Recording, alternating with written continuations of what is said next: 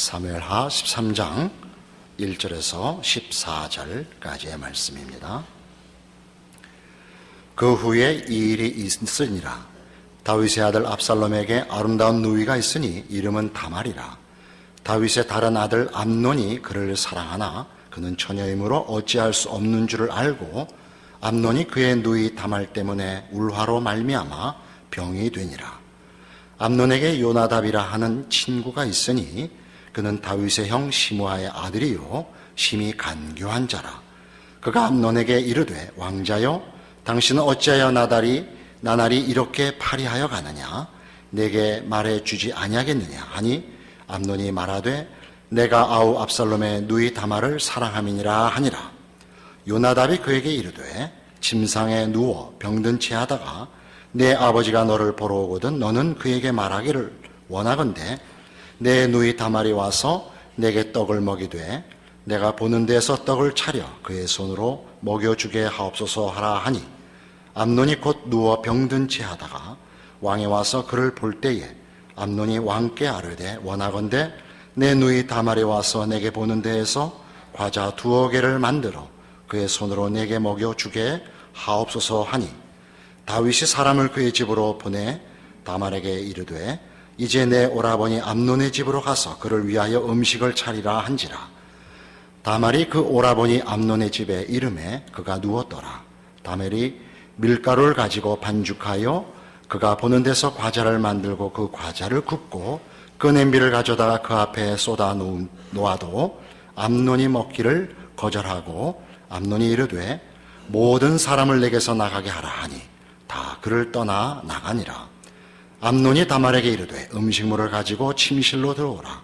내가 내 손에서 먹으리라 하니 다말이 자기가 만든 과자를 가지고 침실에 들어가 그의 오라버니 암논에게 이르러 그에게 먹이려고 가까이 가지고 갈 때에 암논이 그를 붙잡고 그에게 이르되 나의 누이야 와서 나와 동침하자 하는지라. 그가 그에게 대답하되 아니라 내 오라버니여 나를 욕되게 하지 말라. 이런 일은 이스라엘에서 마땅히 행하지 못할 것이니 이 어리석은 일을 행하지 말라. 내가 이 수치를 지니고 어디로 가겠느냐? 너도 이스라엘에서 어리석은 자 중에 하나가 되리라. 이제 청하건대 왕께 말하라. 그가 나를 내게 주기를 거절하지 아니하시리라 하되 암논이 그 말을 듣지 아니하고 다말보다 힘이 셈으로 억지로 그와 동침하니라. 오늘 사무엘하 13장에는 다윗의 맏아들인 암논이 그 이복 동생 다말을 범하는 험악한 이야기가 기록되어 있습니다. 게다가 그 다말의 친오라버니 압살롬이 기회를 노려서 2년 후에 그 암논을 죽이고 만 얘기까지가 사무엘하 13장의 내용입니다. 우리가 다윗의 생애를 볼 때 그 밧세바 사건이 얼마나 중요한가 하는 것을 누누이 얘기하면서 이 지점까지 왔습니다. 밧세바 사건의 중요함은 이 13장 이후로 마지막까지 계속되는 다윗의 후반 인생이 왜 이런 식으로 기록됐느냐를 이해하는데 매우 중요합니다. 다윗을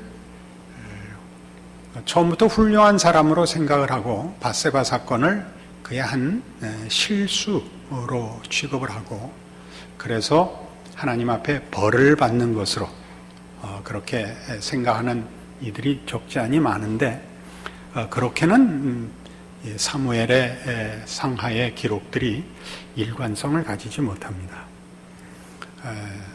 여러 번 강조한 대로 다윗은 말하자면 좀 더 과장해서 말하자면 기독교 신앙이라는 것을 자기의 힘으로 또는 자기의 그 자신감으로 생각을 하고 가졌던 신앙으로부터 밧세바 사건을 통하여 현대식으로 얘기를 하면 신약시대식으로 얘기를 하면 예수 그리스도의 필요성을 깨닫게 되고 그래서 그는 은혜를 구하며 예수 안에서 자신과 다른 인생을 이해하는 자리로 넘어온다.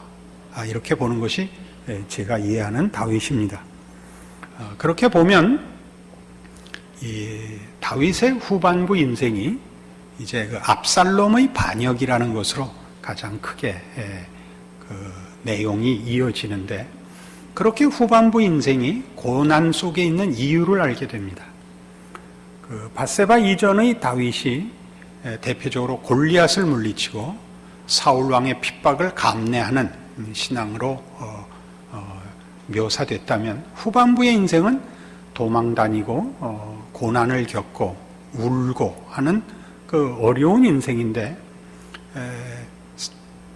성경이 대조하고 싶은 것은 그 자신만만하던, 그래서 우리가 이해하기 좋게 얘기하자면 자기 의를 증명하는 신앙생활을 하던 다윗이 밧세바 사건을 통하여 은혜의 필요성과 은혜가 없으면 안 되는 죄인된 자신과 인생을 이해한 이후에 그가 인생을 어떤 눈으로 보느냐 하는 차원에서 일관성을 가지는 것이 그의 후반부 인생에 대한 사무엘 하의 기록인 것입니다.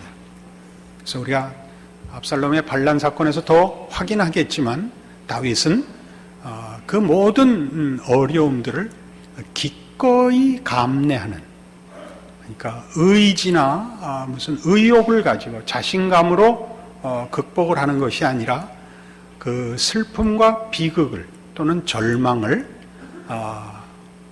당연한 우리의 현실로, 그리고 하나님의 은혜 가운데서만 해결될 수 있는 일로 이해한 모습으로 그려지게 됩니다. 오늘 그 첫 번째 내용입니다. 암논이 다말을 범했고 그 이야기를 다윗이 듣습니다. 21절에 다윗의 반응이 이렇게 나옵니다. 다윗 왕이 이 모든 일을 듣고 심히 노하니라. 그런데 재미있는 것은 그냥 읽으면 다말의 암논에 대해서 노했다 이렇게 생각하실 수 있습니다. 그러나 그렇게 간단치 않습니다. 이 노함은 어떤 의미인지 조금 더 두고 볼 필요가 있습니다. 그리고 2년 후에 이제 압살롬이 자기 양털을 깎게 됐다. 이제 목축업을 하는 이들이, 이스라엘 백성들이 그 목축업을 하는 이들이 많았는데, 그 양털을 깎는다는 것은 농사로 말하면 추수하는 것과 같습니다. 큰 그 기쁨이고 그 잔치를 배설하고 많은 노동력을 필요로 하며 또 축하객들을 불러들이는 그런 행사를 하곤 했던 것으로 추정됩니다. 다른 왕자들을 다 초대했고 물론 암논이 왔습니다. 압살롬이 암논을 죽였습니다. 그러나 처음에는 다 죽은 줄로 알았죠. 30절.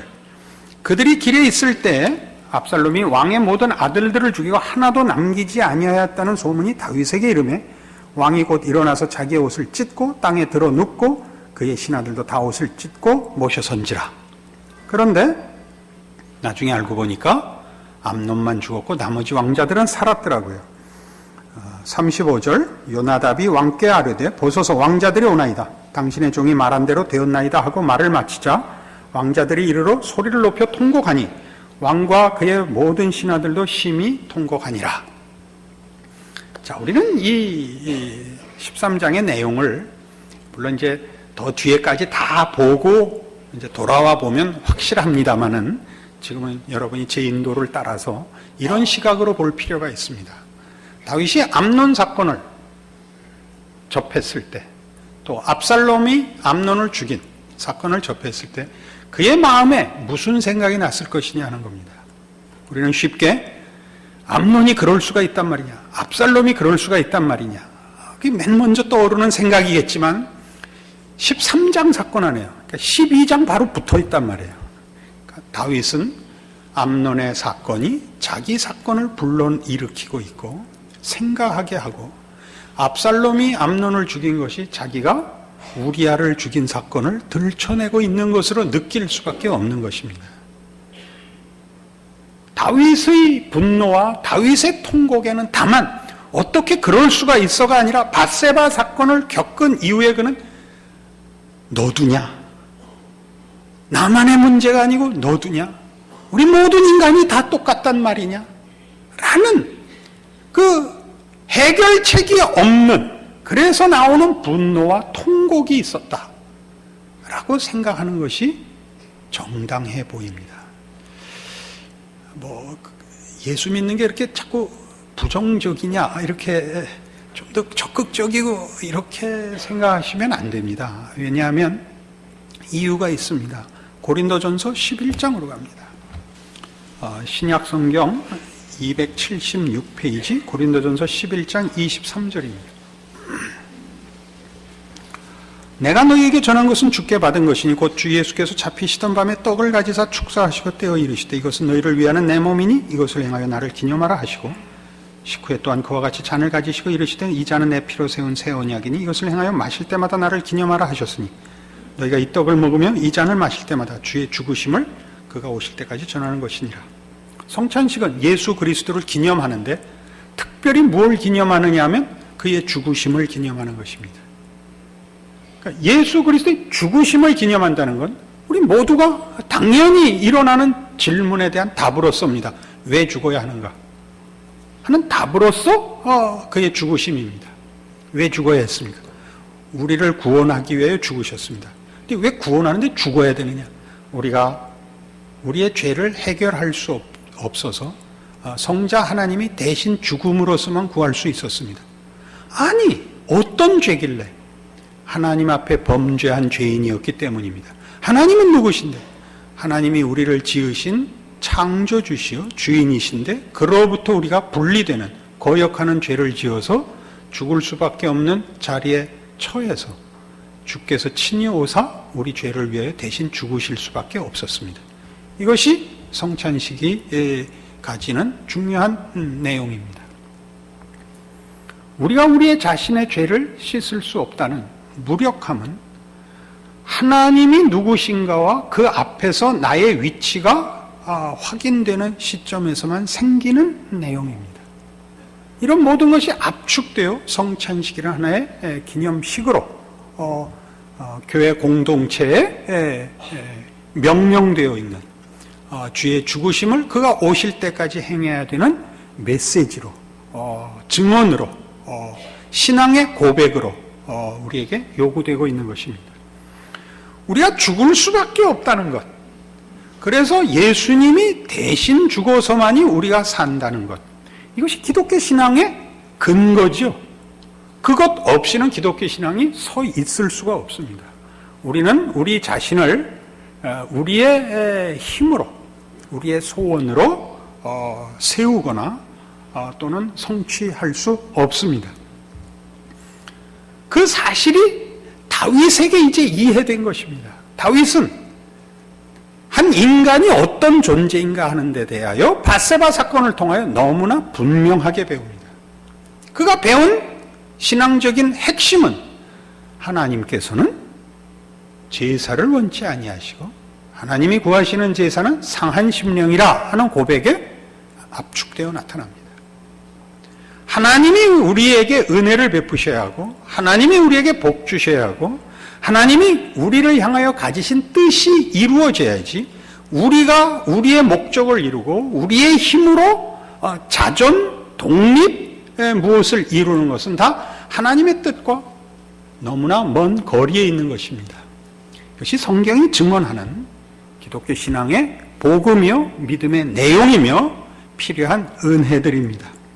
그런 측면에서 다윗의 생애를 밧세바 사건 이전과 이후로 보면 밧세바 사건 이전의 다윗의 신앙 행위들은 물론 그것 자체로는 다 옳고 당연한 정당한 고백들이며 행위들일 수 있으나 과장되게 둘을 대조하자면 예수 없는 기독교와 예수 있는 기독교로 나누게 됩니다. 예수 없는 기독교와 예수 있는 기독교라는 것은 기독교가 스스로를 죄인으로 인식하고 예수 안에 서 있는 기독교냐, 자신의 자신감 위에 서 있는 기독교냐라는 두 대조가 되는 것입니다. 물론 신앙인들 사이에 이 둘은 있을 수 없습니다. 예수 없는 기독교인이 있을 수 없습니다. 그러나 현실적으로는 예수 그리스도를 믿는다고 고백하고 근거하여 서 있으면서도 자신의 신앙을, 그 성립된 신앙을 자신의 근거 위에 세우는 실수를 하는 것이 현실적인 신앙 실천의 현장입니다. 그래서 대부분의 신앙인들은 그리스도로 말미암는 근거를 선언하고 은혜를 구하는 한 부분과 그것이 자신의 남다른 점이라는 자부심과 자랑 속에 서 있는 한 부분으로 혼합되어 있는 것으로 보여집니다. 그러니까 다윗의 생애는 따지면 이 전반부 부분은 그가 하나님의 사람이 아닌 것은 아니지만 마치 하나님과 신앙을 동원하여 자신의 남다름을 증언하는 자부심에 뭉친 종교인으로 우리가 극단적으로 묘사할 수 있고, 밧세바 사건을 통해서야 비로소 예수 안에 있는 은혜를 확인한, 그래서 겸비하고 엎드려 비는 진정한 신앙의 자리로 돌아온 자로 우리는 생각할 수 있습니다. 이런 일들은 누가복음 18장에 가면 예수님의 비유 속에 이렇게까지 확인됩니다. 누가복음 18장 9절입니다. 또 자기를 의롭다고 믿고 다른 사람을 멸시하는 자들에게 이 비유로 말씀하시되, 두 사람이 기도하러 성전에 올라가니 하나는 바리새인이요 하나는 세리라. 바리새인은 서서 따로 기도하여 이르되, 하나님이여 나는 다른 사람들 곧 토색, 불의, 간음을 하는 자들과 같지 아니하고 이 세리와도 같지 아니함을 감사하나이다. 나는 일에 2번씩 금식하고 또 소득에 11조를 드리나이다. 세리는 멀리 서서 감히 눈을 들어 하늘을 쳐다보지도 못하고 다만 가슴을 치며 이르되, 하나님이여 불쌍히 여기소서, 나는 죄인이로소이다 하였느니라. 내가 너희에게 이르노니 이에 저 바리새인이 아니고 이 사람이 의롭다 하심을 받고 그의 집으로 내려갔느니라. 무릇 자기를 높이는 자는 낮아지고 자기를 낮추는 자는 높아지리라 하시니라. 이 바리새인과 세리의 기도, 바리새인의 약점은 뭡니까? 그가 윤리, 도덕, 종교적으로 완벽한데도 불구하고 하나님과의 관계는 이해 못하는 사람이라는 사실입니다. 죄인이라는 것은 성경에서 윤리, 도덕적인 문제가 아닙니다. 하나님과의 관계의 정상 관계냐 그렇지 않느냐의 문제입니다. 하나님과의 정상적인 관계라는 것은 하나님의 통치 아래에 있느냐이고, 하나님의 통치 아래에 있다는 것은 하나님이 우리를 마음껏 조종하는 자리에 있다, 우리를 마음대로 조작하신다는 개념이 아니라 하나님만이 가지시는 내용과 수준과 복으로 채워지는 자리에 있느냐, 자기가 만드는 것으로 채워지고 목적하는 자리에 있느냐의 비교인 것입니다. 우리가 목적하고 소원하고 만들어내는 가장 귀하고 높은 것보다 하나님이 우리에게 목적하시는 것이 가장 복되고 비교할 수 없이 높다 하는 것이 기독교 성경이 말하는, 기독교 성경? 기독교 믿음이, 신앙이 말하는, 약속하는 하나님의 통치 아래 있으라, 은혜를 구하라, 하나님과의 관계가 정상화되라 라는 표현들이 가지는 의미입니다. 그러니까 하나님을 떠나서 인간이 자기 마음대로 문명을 만들듯이, 또는 무슨 어떤 성취를 할 수도 있고 기쁨을 가질 수도 있고 승리를 누릴 수도 있습니다. 그러나 인간은 생명과 진리를 만들어내지 못하는 자들입니다. 그러니까 우리가 만드는 것은 다 영원하지 못한 것들이고, 영원하지 못하다는 것은 결국 없어질 것이요, 이제 하나 더 가면 허무한 것이요, 헛된 것이요, 썩어질 것이요, 그런 의미에서 생명도 진리도 아니며 그런 차원에서 가치 있는 것을 만들 수가 없습니다.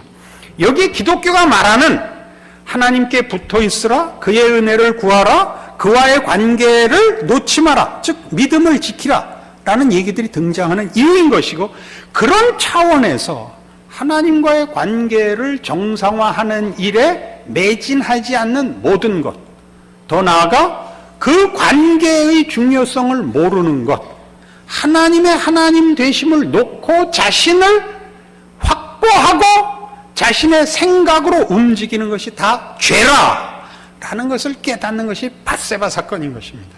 그러니까 바리새인의 자랑은 뭡니까? 나는 토색도 하지 않고 불의도 하지 않고 간음도 하지 않았습니다. 그러니까 다윗도 아마 그랬을 수 있습니다. 그는 골리앗 앞에서도 겁내지 않았고 사울의 그 억울한 핍박에 대해서도 반항하지 않았습니다. 그래서 그는 아마 바리새인이었겠죠. 그러나 이제 대조되는 세리는 감히 얼굴을 들지 못합니다. 그가 얼굴을 들지 못하는 것은 어떤 의미에서 바리새인보다 신앙이 더 좋아서가 아니라, 여기서 말하는 신앙은 우리 보통 갖고 있는 정서적으로 윤리 도덕성입니다. 그는 세리입니다. 세리는 예수님 당시에 로마의 식민지로 있는 이 이스라엘 백성들에게 로마 정부를 위하여 세금을 걷어가는 공무원들이었습니다. 그래서 그들은 매국노 취급을 받았습니다. 그러니까 세리는 뭐 다른 윤리 도덕성을 뛰어넘는 죄인들이었던 거죠. 그러니까 그렇게라도 먹고 살아야 됐던 사람이었겠죠. 그러니까 자신의 처지를 그가 이 매국노라고 취급받는 현실 때문에 자신의 어떠함, 그가 보다 멋있게 살 수 없는 자신의 한계를 깊이 깨우쳤고, 그래서 아마 하나님께 더 메어 달릴 수 있었겠죠. 하나님 앞에 메어 달리는 것, 하나님께 은혜를 구하는 것, 그것이 최우선하는 신앙이며, 인간이 다른 어떤 인간이 만들어낸 어떤 능력과 성취보다도 중요한 것이다를 대조하는 것이 이 바리새인과 세리의 기도로 비유된 예수님의 가르치심인 것입니다. 그런 차원에서 따지면 다윗의 생애에서 다시 확인하듯이 그가 밧세바 사건 이전에 이룬 모든 성취들은 어떤 의미에서 진정 필요한 것은 아닌 것입니다. 신앙적인 차원에서 꼭 의미 있는 것도 아닌 것입니다. 그가 어떻게 모든 고난을 극복하고 왕이 되어 그 나라를 든든히 세워 우리 보통 하는 대로 하나님의 영광을 드러냈느냐, 이건 아닙니다. 오히려 그 이후에 밧세바 사건 이후에 일어나는 이 자기 아들들의 못난 짓, 특히 압살롬의 반역 행위들을 그가 어떤 안목과 그 내용에서 감내하며 하나님께 은혜를 구하는가 하는 차원에서 사실은 다윗 생애의 진정한 내용이, 성경이 하고 싶은 내용이 흘러나오고 있는 것입니다. 고린도후서 4장에 가시면 지금 얘기한 동일한 내용이 성경에 이렇게 기록되어 있습니다. 289페이지 고린도후서 4장 5절입니다. 우리는 우리를 전파하는 것이 아니라 오직 그리스도 예수의 주 되신 것과 또 예수를 위하여 우리가 너희의 종된 것을 전파함이라. 어두운 데에 빛이 빛이라 말씀하셨던 그 하나님께서 예수 그리스도의 얼굴에 있는 하나님의 영광을 아는 빛을 우리 마음에 비추셨느니라. 우리가 이 보배를 질그릇에 가졌으니 이는 심히 큰 능력은 하나님께 있고 우리에게 있지 아니함을 알게 하려 함이라. 우리가 사방으로 우겨쌈을 당하여도 쌓이지 아니하며 답답한 일을 당하여도 낙심하지 아니하며 박해를 받아도 버림바 되지 아니하며 거꾸로 뜨림을 당하여도 망하지 아니하고 우리가 항상 예수의 죽음을 몸에 짊어짐을 예수의 생명 또한 우리 몸에 나타나게 하려 함이라. 우리가 살아있는 자가 항상 예수를 위하여 죽음에 넘겨짐은 예수의 생명이 또한 우리 죽을 육체에 나타나게 하려 함이라. 그런즉 사망은 우리 안에서 역사하고 생명은 너희 안에서 역사하느니라. 우리는 우리를 전파하는 것이 아닙니다. 우리는 예수가 누군가를 전파하는 것입니다. 그것은 마치 우리가 보물을 증거하는데 우리가 보물인 것이 아니라 우린 질그릇이지만 우리가 보물을 안고 있다는 것을 증언하는 것과 같다고 합니다. 그래서 우리 보통 기독교인들이 가지는 1차적인 그 오해 또는 기대는 이것입니다. 세상 사람들이 세상을 믿고 살고 자기를 믿고 사는 것과 달리 진정한 세상에 온 존재의, 온 우주의 주인이신 하나님을 믿고 사니까 내가 승리해야 된다라고 믿는 것입니다. 승리를 주십니다. 그러나 그 승리는 세상적인 가치로 확인되지 않습니다. 우리가 만일 예수를 믿고 살고 하나님을 의지하여 살아서 세상 사람들이 자기를 믿고 자기의 세상적인 것을 의지하여 사는 것에 비하여 세상적인 차원에서 이긴다면, 즉 우리가 더 부하고 우리가 더 귀하고 우리가 더 성공하고 승리한다면, 그것은 그 사람들에게 우리라는 질그릇이 보배로 바뀐 것으로 취급될 것입니다. 무엇 때문에 우리가 질그릇이 보배가 되었는가? 어떻게 했길래 누구는 금이 되고 누구는 뭐 루비가 되고 다이아몬드가 됐는가? 뭐 골치 아픈데 그냥 현찰이 됐는가? 이렇게 쳐다볼 것입니다. 바울의 얘기는 철저히 그게 아닙니다. 우리는 세상 사람들 앞에서 오히려 예수를 믿고 산다는 것이 무언지가 의문이 생기게 결과된다라는 설명을 받습니다. 아니, 저들은 잘 살기 위해서, 복받기 위해서 예수를 믿는다는데 왜 저렇게 늘 어려운가? 왜 하는 것마다 되는 게 없는가? 그래서 도대체 저 누더기 속에 뭐가 있길래? 라고 묻게 하도록 하나님이 우리 인생을 이끈다는 것입니다. 겉으로 보면 세상 사람들 하다못해 이 질그릇에 좋은 물감이라도 칠하고 하다못해 호마이카라도 입혔는데, 조wen수들은 누더기에서 기름이 줄줄 새는데 왜 버티는가? 왜 버티는가? 도대체 속에 뭐가 있는가? 라고 묻게 한다는 거죠. 그러니까 다윗의 생애에서도 다윗이 어떻게 하나님을 의지하여 골리앗을 물리쳤는가? 어떻게 이웃나라를 정복시켰는가? 여기에 진정한 신앙의 본질이 드러나는 것이 아니라 밧세바 사건을 통해서 비로소 알게 된 암논의 이 범죄와 압살롬의 반역에 대하여 다윗은 어떻게 그 문제를 이해하고 끌어안고 가느냐에서 기독교 신앙의 진정한 내용이 사실은 증거된다라는 것이 다윗의 생애며, 동일한 얘기를 반복하여 신약 성경에서도 이렇게 서신서에 기록하고 있는 것입니다. 우리는 쉽게 생각하죠. 우리 한국 교회의 오늘날의 모습을 보십시오. 어느 시대나 있는 일이지만 예수를 믿는 사람들의 가장 1차적인 시험입니다, 이것이. 우리가 이 나라를 위하여 기도하고 열심히 합심을 해서 이 나라를 1등 국가를 만들자. 좋은 얘기입니다. 그러나 이것은 기독교 신앙은 아닙니다. 기독교 신앙은 이 나라를 위한 것이 아니라 이 나라를 진정 위하기 위하여 하나님의 위하심으로 교회와 성도들이 진정한 신앙을 모범을 보여 이 시대와 우리가 살고 있는 나라에 하나님의 복이 복으로 증거되도록 하는 것이 이 나라를 위한 우리의 책임입니다. 우리만의 책임입니다. 그럼 우리는 믿음이라는 이름으로 경제 대국이 되고 군사 대국이 돼서 깔보이지 않는 나라가 되는 것을 신앙이라는 이름으로 추구하며 권하고 있는 겁니다.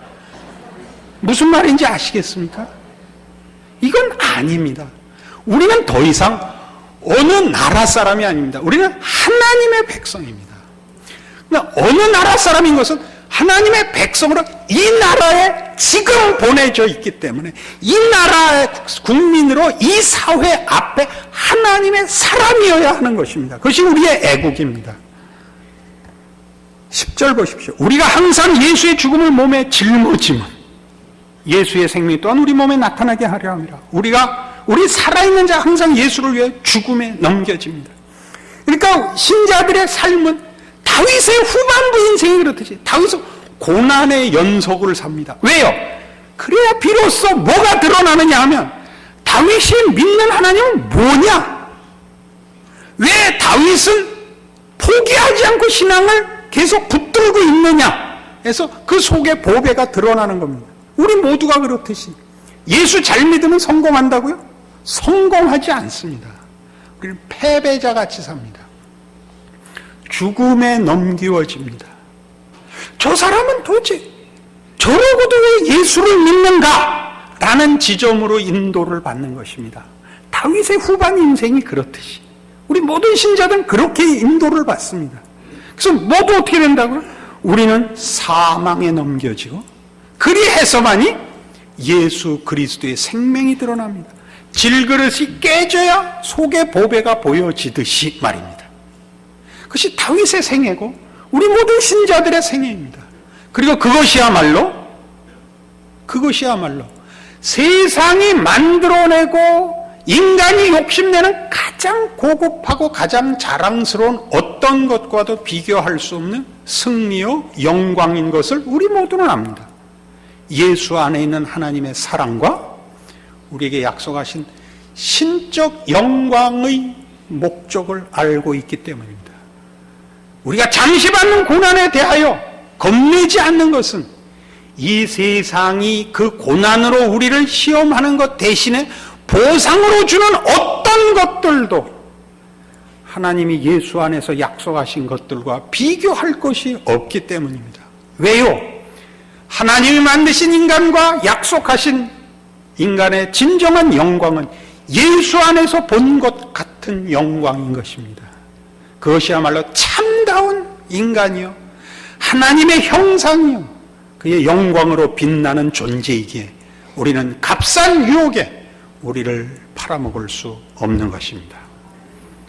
여러분 모두의 생애가 다윗과 방불하며 다윗에게 이렇게 개입하신 하나님이 여러분의 생애에 개입하셨으며 예수 안에서 여러분을 이 다윗의 승리의 자리로 인도하셨고 함께 하신다는 것을 아는데 다윗의 역사를 읽는 성경의 증언을 듣는 우리의 신앙 고백의 힘을 확인하는 오늘 우리의 기쁨과 그리고 충성으로 약속해야 할 우리의 신앙 고백들이 있습니다.